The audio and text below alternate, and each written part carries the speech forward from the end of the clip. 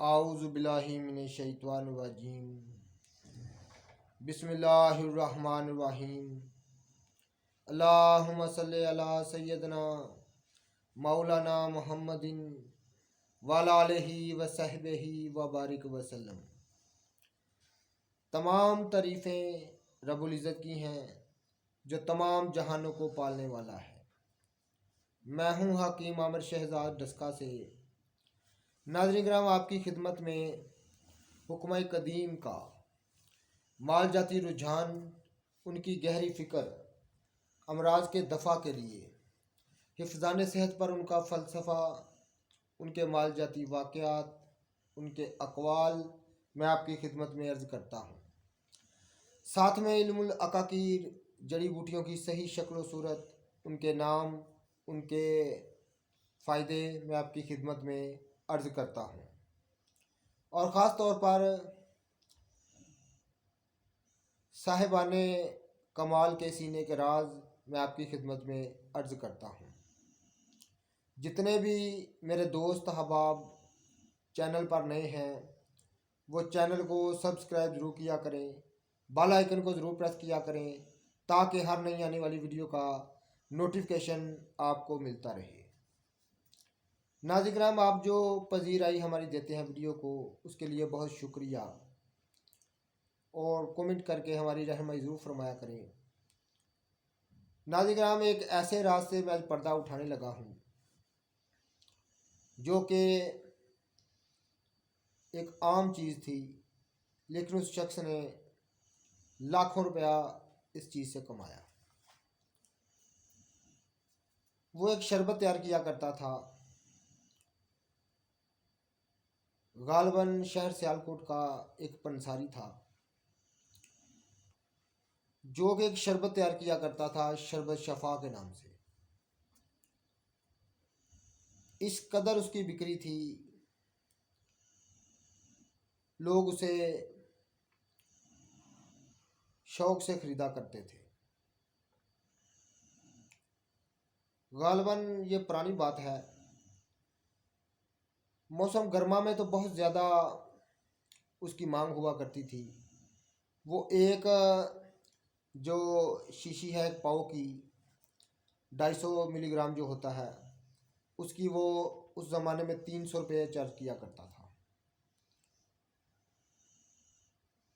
तो नाज़रीन किराम, इससे बड़ी जो बोतल है किलोग्राम की, उसका वो गालबन 1000 रुपया चार्ज किया करता था। ये काफ़ी पुरानी बात है। तो 1000 रुपया उस दौर में मैंने रखता था, तो लोग फिर भी खुशी खुशी उसे ख़रीदा करते थे। वो शरबत क्या था, एक प्यामे शफा था। तमाम किस्म के, चूँकि मैं उस पंसारी साहब का नाम नहीं लूँगा कि किसी के काम में अगर खलल पड़े तो वो अच्छी बात नहीं। तमाम अमराज सफ़रा पर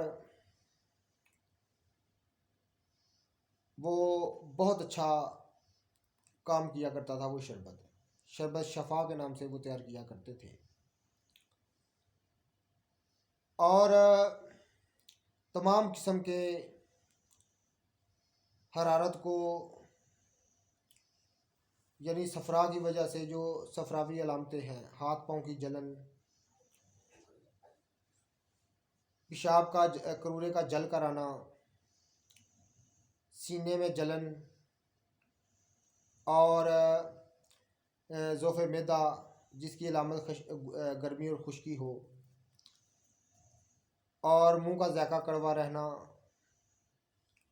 और आँखों की जलन और हरारत की वजह से सर दर्द, इन अलामतों पर वो इस तरह शरबत जो है वो अलामतों को दूर करता था जैसे शरबत पिया तो किसी ने तिलिस्म कर दिया हो, जादू कर दिया हो। इस कदर उसका फ़ायदा था। मुझे एक दोस्त ने बताया कि वो पंसारी जो है उसको किसी बड़े लायक शख्स से नुस्खा मिला हुआ है, तो वो बहुत ज़्यादा उसकी तारीफ़ किया करता था। उसका नुस्खा लंबा चौड़ा बयान किया करता था अपनी कीमत बढ़ाने के लिए। तो गालबन काफ़ी पुरानी बात है, सन 91 या 2 की बात है। तो उस ज़माने में उसकी काफ़ी शोहरत थी, लोग उसे बहुत ज़्यादा शरबत ख़रीदा करते थे।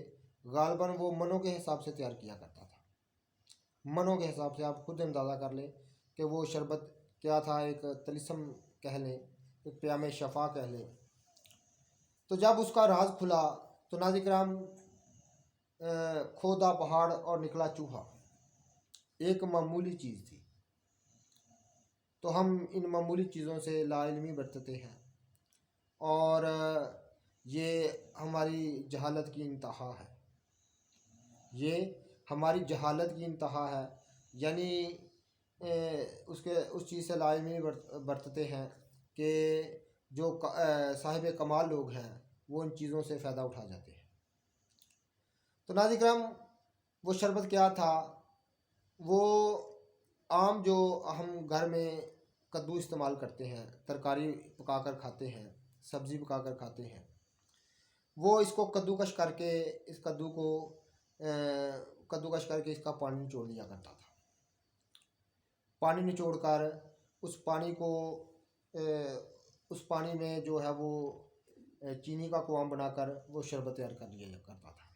और रंग बदलने के लिए थोड़ा सा कोई फूड कलर जो है उसमें शामिल कर लिया करता था। तो नाज़िर-ए-किराम, थोड़ी सी वो सब्ज़ इलायची का भी इस्तेमाल किया करता था खुशबू के लिए। असल कमाल वो कद्दू के पानी का था। तो नाज़िर-ए-किराम, शरबत बनाने के जो तरीका है वो मशहूर है, मैं फिर भी आपको बता देता हूँ। इसके लिए तरीका ये होता है कि अगर 1 किलो पानी है किसी चीज़ का, तो उसमें 2 किलो कंद जो है वो चीनी जो है वो डाली जाएगी, और आग पर, अगर धीमी आग पर उसको पकाया जाता है। जब वो शरबत का कुआम पक जाए तो वो शरबत बिल्कुल तैयार होता है। तो उसमें आप कोई फूड कलर भी शामिल कर सकते हैं। तो यही तरीका होता है। नीचे उतार कर तो शरबत पकाते वक्त थोड़ा सा दूध का अगर छिटा दे दिया जाए तो तमाम जो चीनी की मैल होती है ऊपर आ जाती हैं, वो किसी चम्मच से बाहर निकाली जाती है। और उसके बाद जब शरबत नीचे उतार लें तो अभी थोड़ा थोड़ा गर्म रहे तो उसमें थोड़ी सी फटकरी, यानी अगर 2 किलो शरबत हो तो 1 माशा फटकरी बारीक शुदा उसमें डाल लेते हैं, ताकि उसका कुआम देर तक ख़राब नहीं होता। ये तरीका होता है शरबत पकाने का, हम इसी तरीक़ा से पकाते हैं। तो नाज़िर-ए-किराम, ये मैंने तरीका भी आपको बता दिया। वो शरबत तैयार किया करता था, इस कदर उसकी बिक्री थी कि मैं आपको बता नहीं सकता। वो हर मौसम गर्मा में गालबन मनों के हिसाब से तैयार किया करता था। इस कदर इसका फ़ायदा था कि मैं आपको बता नहीं सकता। ये एक कद्दू की मिसाही है जो मैं आपकी खिदमत में अर्ज़ कर रहा हूँ। ऐसे ही राज़ों से मैं पर्दा उठाता रहता हूँ। तो जितने भी मेरे दोस्त अहबाब चैनल पर नए हैं वो चैनल को सब्सक्राइब ज़रूर किया करें, बेल आइकन को ज़रूर प्रेस किया करें, ताकि हर नई आने वाली वीडियो का नोटिफिकेशन आपको मिलता रहे। और